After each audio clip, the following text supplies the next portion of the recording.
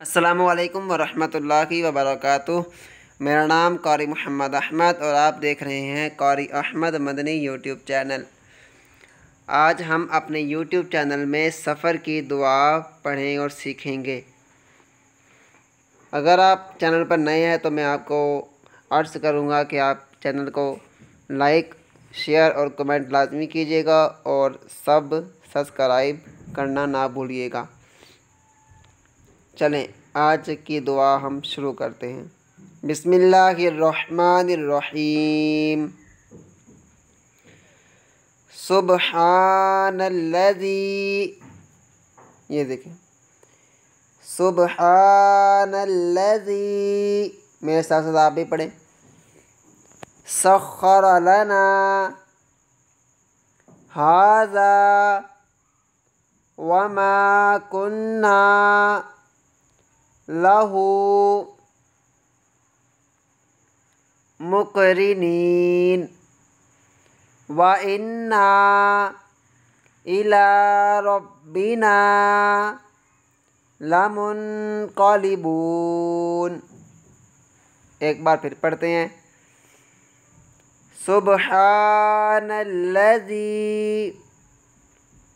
सख्खर लना हाज़ा वमा कुन्ना लहू मुक़रिनीन व इन्ना इला रब्बिना लमुनक़लिबून।